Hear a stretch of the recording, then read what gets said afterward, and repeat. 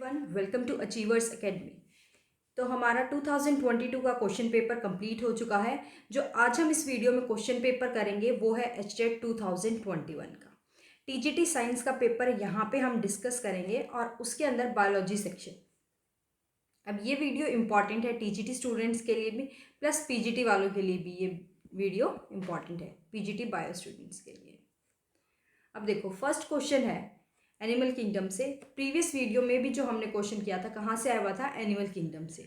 तो एक क्वेश्चन आपका वहाँ से बनता है, mode of respiration in Mollusca is.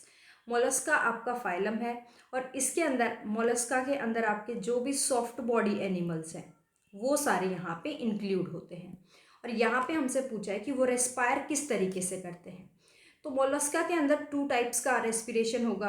एक तो जब वो एक्वाटिक यानी पानी के अंदर होंगे, दूसरा जब वो टेरेस्ट्रियल यानी लैंड पे होंगे।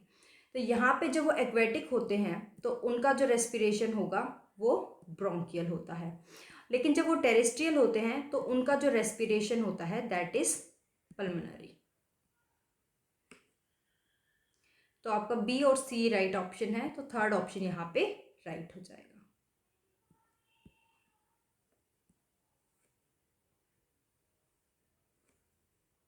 Now the next question is, which of the following process is responsible for replacing and repairing tissues?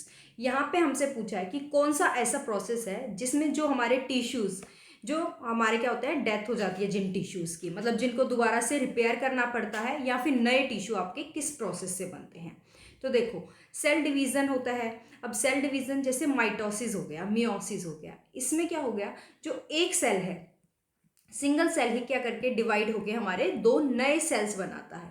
अब ये नए सेल्स बनने के बाद जो पुराने सेल्स हैं जिनकी रिक्वायरमेंट नहीं है ये डीजनरेट हो जाते हैं। तो एक तरीके से क्या हुआ, रिप्लेस भी कर दिया और हमारा रिपेयर भी हो गया। तो कौन सा प्रोसेस यहाँ पे इन्वॉल्व होता है, दैट इज सेल डिवीजन, क्योंकि सेल डिवाइड होगा और नया सेल बना लेगा। Now the next question is, ये क्वेश्चन आपका बहुत बार पूछा जाता है, पीजीटी में भी 2 बार आ चुका है और टीजीटी में भी। The mineral element present in chlorophyll molecule. यहाँ पे आपका जो क्लोरोफिल का स्ट्रक्चर होता है इसमें क्या होता है, मैग्नीशियम सेंटर में होता है और आपके इसके चारों तरफ नाइट्रोजन होता है।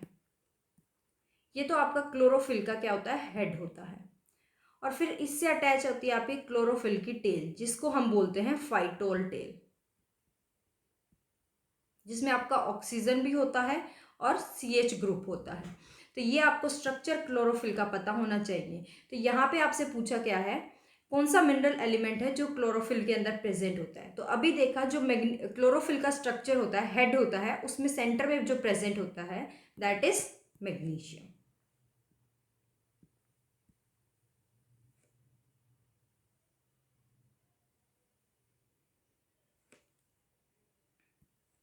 Now the question is, consider the following statement and select the correct answer.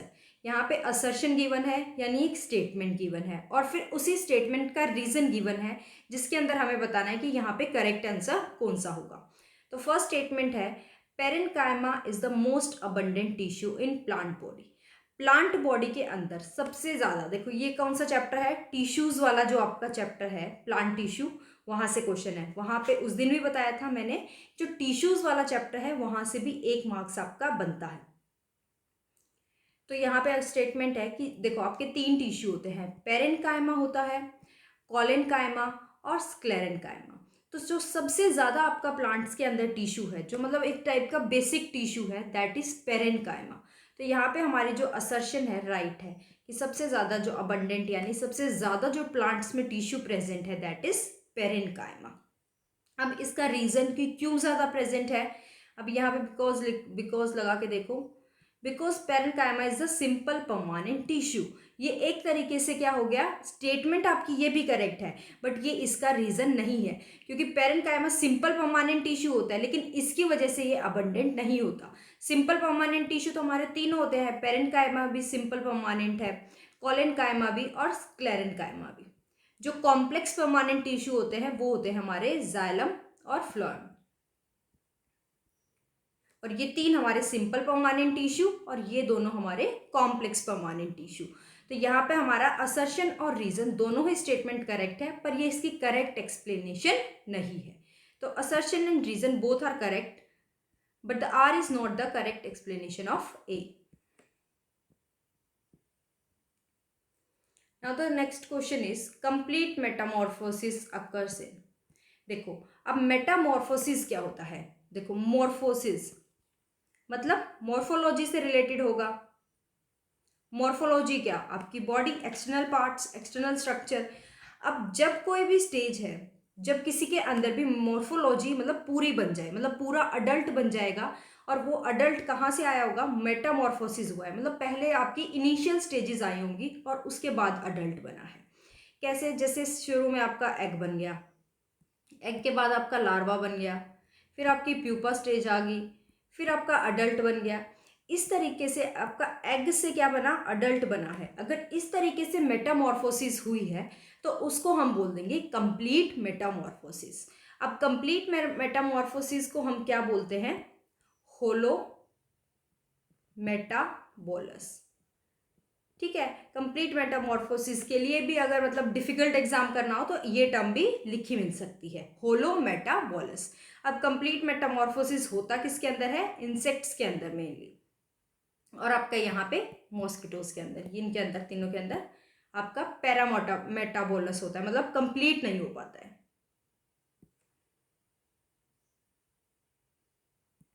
फिर देखो जो 2021 में 22 में क्वेश्चन आया था उसी से रिलेटेड क्वेश्चन है। वहां पे आपको पेयर्स को मैच करना था, और यहाँ पे आपसे पूछा है कि कौन सा यहाँ पे not an example of modified underground step. Similarly ये जो आपका क्वेश्चन है मोर्फोलॉजी इन प्लांट से है, वो क्वेश्चन भी वहीं से था। ठीक है, यहाँ पे आपसे पूछा modified underground stem. Modified underground stem में उस दिन भी हमने पढ़ा था, एक तो ट्यूबर होता है, ट्यूबर के अंदर हमारा जो मॉडिफाइड स्टेम है दैट इज पोटैटो। जो आपका पोटैटो होता है वो फूड स्टोर करने के लिए, जो आपका स्टेम होता है तना, वही मॉडिफाई हो जाता है, मतलब अपने आप को चेंज कर लेता है और फूड स्टोर कर लेगा। तो पोटैटो आपका क्या होता है, एक मॉडिफाइड स्टेम। इनको हम बोल देते हैं ऑर्गन ऑफ पेरिनेशन भी बोलते हैं, क्योंकि ये मॉडिफाई हो गई और अब आपका क्या कर रहे हैं, फूड को स्टोर कर रहे हैं। तो पोटैटो की जो मॉडिफिकेशन होती है उसके लिए जो वर्ड यूज होगा दैट इज ट्यूबर। तो पोटैटो आपका मॉडिफाइड स्टेम है। नेक्स्ट हमारी जो हम पढ़ते हैं मॉडिफिकेशन दैट इज राइजोम। ठीक है, अब जो राइजोम है उसके अंदर क्या आएंगे आपके, इस तरीके से जो लंबे वाले मेनली स्ट्रक्चर है। तो इसके दो एग्जांपल आपके एनसीईआरटी में गिवन है दैट इज जिंजर और टर्मरिक। तो ये दोनों आपके क्या होते हैं, स्टेम होते थे लेकिन मॉडिफाई हो गए, और अब क्या करते हैं, फूड स्टोर करते हैं। और फूड स्टोर करते हैं और इसकी जो मॉडिफिकेशन होती है उसको हम बोलते हैं राइजोम। तो ये दोनों भी आपके अंडरग्राउंड स्टेम हो गए। तो यहाँ पे जो अंडरग्राउंड स्टेम नहीं है दैट इज ग्राउंडनट। तो आंसर हो जाएगा groundnut. Next question is select the pair of fibres obtained from the stem of a plant. Plant का जो स्टेम है उससे जो हमें फाइबर्स मिलते हैं, तो एक मेनली जो सबको ही पता होगा दैट इज जूट, तो इन दोनों ऑप्शन से होगा। फिर है फ्लेक्स, आपका यहाँ पे नेचुरल फाइबर होता है। जो क्लास मतलब अगर आपको ये नहीं भी होता तो मतलब जिसने भी टीजीटी पढ़ी है, क्लास 6 में जो आपका फाइबर टू फैब्रिक वाला चैप्टर है उसके अंदर आपका ये गिवन है कि फ्लेक्स एक नेचुरल फाइबर है और स्टेम से ऑब्टेन होता है। Next question is lungs develop from. अब देखो जो नॉन बायो वाले बच्चे हैं जो ये बोलते हैं कि मैम बायो +1 +2 की हम नहीं कर पाएंगे, तो देखो अब क्वेश्चन, देखो अब क्वेश्चन आपको देखने में एक सिंपल लग जाता है, लेकिन जब आप वो पूरा चैप्टर करते हो तो वो कॉम्प्लेक्स क्यों लगता है, क्योंकि हमें नहीं पता कहाँ से क्वेश्चन आ जाएगा, तो हमें पूरा चैप्टर कराना पड़ता है। तो देखो अब ये क्वेश्चन आपका सिंपली +1 +2 में बिल्कुल डीप से आ गया है कि जो भी आपके ऑर्गन्स होते हैं उनका ओरिजिन क्या है। देखो जितने भी आपके एपिथेलियल टिश्यूज हो गए, मतलब ऊपर वाले जो भी टिश्यू होंगे वो सारे एक्टोडर्म इन ओरिजिन मिलेंगे। ठीक है, हमारी 3 लेयर्स होती हैं, एक्टोडर्म, मीजोडर्म और एंडोडर्म। और जो आपका मसल्स वाला पार्ट होता है, बीच वाला पार्ट, ठीक है, वो आपका बनेगा मीजोडर्म से। लेकिन जो ऑर्गन्स होते हैं मेनली वो किससे डेवलप हुए हैं, अंदर वाली लेयर से, दैट इज एंडोडर्म। ठीक है, एंडो मतलब अंदर और डर्म मतलब स्किन की लेयर्स। आप जब डाइजेस्टिव सिस्टम वाला चैप्टर करोगे उसमें मैंने 4 लेयर्स कराई हैं, सिरोसा, म्यूकोसा, सब म्यूकोसा। तो यहीं से आपकी क्या हुई हैं, लेयर्स जनरेट हुई हैं। तो लंग्स कहाँ से, एक अंदर वाला ऑर्गन हो गया, अंदर वाली लेयर एंडोडर्म है, तो कहाँ से ओरिजिनेट होता है हमारा, एंडोडर्म से। Now the next question is select the incorrect statement with reference to collenchyma. Parenchyma से क्वेश्चन आ गया है। टिश्यू वाला चैप्टर ना आपका स्कोरिंग है, छोटा ही चैप्टर है वो, मैंने 9th क्लास में जो चैप्टर है ना टिश्यू, वहां से कराया है। उसका मतलब कोई आपका एडवांस लेवल इतना नहीं है, तो वो मतलब नॉन, ऐसा है कि मतलब आप फिजिक्स केमिस्ट्री अच्छे से कर लो जो नॉन मेडिकल वाले बच्चे हैं, और कुछ सेलेक्टेड चैप्टर बहुत अच्छे से कर लो। जैसे टिश्यू वाला है उससे आएगा ही आएगा। जो फिर आपका मोल बायो हो गया, मॉलिक्यूलर बायोलॉजी, वो मतलब इंटरेस्टिंग होता है, और एक क्वेश्चन आपका डीएनए रेप्लिकेशन एंड ऑल से बन जाता है। फिर आपका बायोटेक्नोलॉजी, जहाँ पे आपका जो ये बीटी टॉक्सिन और 2-3 बीमारियों के नाम है, वहाँ से अभी आपका क्वेश्चन बन जाता है। तो ये छोटे चैप्टर्स भी हो जाएंगे आपके लिए, ईजी भी हो जाएंगे, प्लस इंटरेस्टिंग भी हो जाएंगे। तो यहाँ पे इनकरेक्ट स्टेटमेंट हमें बतानी है कॉलिनकाइमा के लिए। देखो पहली स्टेटमेंट है क्लोरोप्लास्ट प्रेजेंट इन कॉलिनकाइमा, इसीलिए इसको कॉलिनकाइमा बोलते हैं। तो क्लोरोप्लास्ट इसमें प्रेजेंट होते हैं, first statement is correct. Second is collenchyma allow easy bending without breakage of young stem. जो यंग स्टेम है आपने देखा होगा मुड़ सकते हैं, वो क्यों मुड़ सकते हैं, क्योंकि वहां पे देखो वो यंग स्टेम है, हल्के से रिजिड होते हैं बट फ्लेक्सिबल भी होते हैं, तो वो थोड़ी सी रिजिडिटी भी प्रोवाइड करते हैं, क्योंकि इनके बीच में जो स्पेस होता है ना कॉलिनकाइमा टिश्यू के बीच में बहुत मिनिमल होता है, तो रिजिडिटी भी प्रोवाइड करते हैं, प्लस तो कुछ फ्लेक्सिबिलिटी भी होती है। तो बिना ब्रेकेज के ये क्या करते हैं, उसकी बेंडिंग प्रोवाइड करेंगे। तो ये स्टेटमेंट भी आपकी करेक्ट हो जाएगी। Now the third statement is its cell are thickened at the corner due to deposition of lignin. यहाँ पे हमारा हेमिसेलुलोज और पेक्टिन डिपॉजिट होता है, लिग्निन नहीं होता है। लिग्निन किस में होता है, हमारा स्क्लेरेंकाइमा में। जो डेड टिश्यू होते हैं ना, जैसे आपका क्या हो गया, ये कोकोनट हो गया जिसके ऊपर वाले ये फाइबर्स होते हैं, एक तरीके से डेड टिश्यू है, वहां पे हमारे मेनली जो स्क्लेरेंकाइमा होगा ना, वहां पे लिग्निन की डिपोजिशन है, क्योंकि उसमें हमारे डेड टिश्यूज हैं, यहाँ पे लिग्निन नहीं होता। तो इनकरेक्ट स्टेटमेंट ही हमसे पूछी थी, तो ये आंसर करेक्ट हो जाएगा। अब करेक्ट मैच बताना है। निंथिस बोट्राइडल टिश्यू नहीं होता, ये भी नहीं, ये भी नहीं, और ये आपका हो जाएगा। एनीलिडा के अंदर ये आपका होता है। What is true about BT toxin. जो बीटी स्ट्रेन होता है बैसिलस थ्यूरिनजेनेसिस, कहाँ से क्वेश्चन है, बायोटेक्नोलॉजी। ठीक है, इसमें क्या है आपका छोटा चैप्टर है, और एक क्वेश्चन यहां से भी आपका बन जाएगा। ठीक है, अब जो ट्रू आपका यहाँ पे स्टेटमेंट बतानी है बीटी स्ट्रेन के बारे में। The concern bacillus has antitoxins, यहाँ पे टॉक्सिन्स होते हैं स्ट्रेन में, एंटीटॉक्सिन्स नहीं होते हैं, तो गलत statement. BT strains have been used for designing novel bio insecticidal plants. हमने बीटी स्ट्रेन को यूज किया है, ठीक है, जिससे क्या होता है कि आगे ये जो क्राउन बॉल डिजीज थी ना प्लांट्स के अंदर, ये ना हो। तो सेकंड ऑप्शन इसका करेक्ट आंसर हो जाएगा। The amino acid coded coded by the start codon for protein synthesis. Protein synthesis कौन सा आपका है, ट्रांसलेशन जो आपका प्रोसेस होता है उसके अंदर क्या होता है, आपकी प्रोटीन की सिंथेसिस होती है। क्योंकि पहले क्या होता है आपका डीएनए होता है, अब इस डीएनए के अंदर ही रेप्लिकेशन होगा, और आगे आपका क्या होता है, ट्रांसक्रिप्शन होता है। ठीक है, ट्रांसक्रिप्शन होगा, और इस ट्रांसक्रिप्शन से आपका क्या बनता है, मैसेंजर आरएनए बनता है। और यही जो मैसेंजर आरएनए है ना, इसके पास जो ट्रांसफर आरएनए है आपके क्या लाता है, अमीनो एसिड्स को लाता है, और ये अमीनो एसिड्स जुड़ जुड़ के क्या करते हैं, प्रोटीन्स का सिंथेसिस करते हैं। एक प्रोटीन्स की चेन बनती है, पेप्टाइड चेन बन जाएगी। तो सबसे पहले जो ये आता है, ये मैसेंजर आरएनए हो गया आपका। ठीक है, सबसे पहले यहाँ पे हमारे प्रेजेंट है ये 3 कोडोन्स, और इसके एंटी कोडोन आएंगे, जो कौन लेके आता है, ट्रांसफर आरएनए। उसके बाद ही क्या होगा, प्रोटीन्स का सिंथेसिस स्टार्ट होगा, तभी प्रोटीन्स बनने स्टार्ट होंगे। तो सबसे पहला जो यहाँ पे कोडोन आएगा दैट इज AUG, और AUG क्या हुआ, स्टार्ट कर रहा है, तो इसी को हम बोल देते हैं स्टार्ट कोडोन। ठीक है, और AUG को हम बोलते हैं मिथियोनाइन।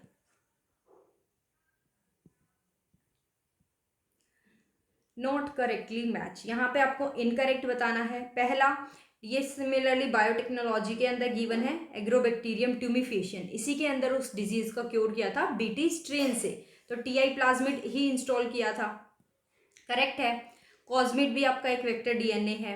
राइजोबियम क्या होता है, सिम्बायोटिक नाइट्रोजन फिक्सेशन करता है, रूट्स के अंदर आपका राइजोबियम अटैच हो जाता है और क्या करता है, सॉइल से फॉस्फोरस देता है, ठीक है। तो ये एक सिम्बायोटिक नाइट्रोजन फिक्सेशन है, ठीक है, एसिम्बायोटिक नहीं है। फिर आपको हायरार्की बतानी है टेक्सोनॉमिकल रैंक्स की।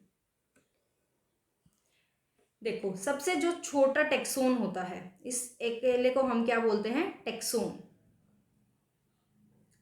और ये टर्म किसने दी थी, हमारे मेयर ने। सबसे छोटा टेक्सोन, स्मॉलेस्ट टेक्सोन हमारा होगा स्पीसीज, ठीक है। इसके अंदर सबसे जो ऑर्गेनिजम्स होंगे ना, सबसे ज्यादा क्लोजली रिलेटेड होंगे।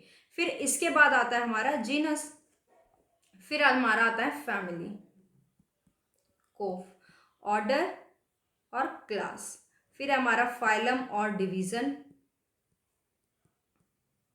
और उस सबसे ऊपर हमारा जो बिगेस्ट फाइलम हो जाएगा दैट इज किंगडम, ठीक है। ये हमारा रियल टेक्सोन है, सबसे ज्यादा रियल, बाकी सबको हम आर्टिफिशियल टेक्सोन बोल देते हैं, ठीक है। सबसे ऊपर नीचे आपका होता है स्पीसीज, आपको टीजीटी में इतना ही याद रखना है, आपको हायरार्की पता होनी चाहिए। और जो एक है, ये जो स्पीसीज है, मतलब इस अकेले को हम बोलते हैं टेक्सोन, ठीक है। ये इस तरीके से आपको हायरार्की पता होनी चाहिए। कैसे याद करोगे, किंगडम फाइलम सबसे ऊपर पता है, नीचे स्पीसीज जीनस और बीच में कोफ, ठीक है। इस तरीके से आपकी हायरार्की होती है। तो हो गया, डी सबसे लास्ट में आएगा, तो ये दो हो गए। सबसे ऊपर क्लास आएगा, सी फर्स्ट में हो गया, इसमें भी है, इसमें भी। फिर आएगा क्लास के बाद ऑर्डर आएगा ए, तो ये आपका ऑप्शन करेक्ट हो जाएगा। देखो, अभी मैंने बताया जो प्रोटीन सिंथेसिस की प्रोसेस थी उसको हम बोल रहे थे ट्रांसलेशन, जिसके अंदर क्या हो रहा था, हमारा जो मैसेंजर आरएनए था वहां पे आपका एक कोडोन प्रेजेंट था, उसका एंटी कोडोन किसने लाया था, जो एयूजी था, वो था हमारा ट्रांसफर आरएनए, ठीक है।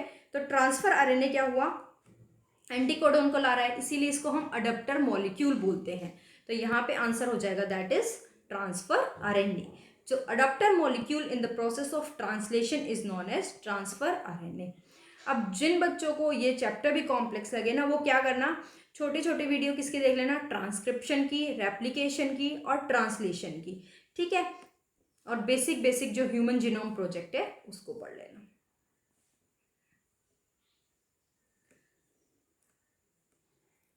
इसके ऑप्शन बाद में देखेंगे, पहले हम क्वेश्चन पढ़ लेते हैं।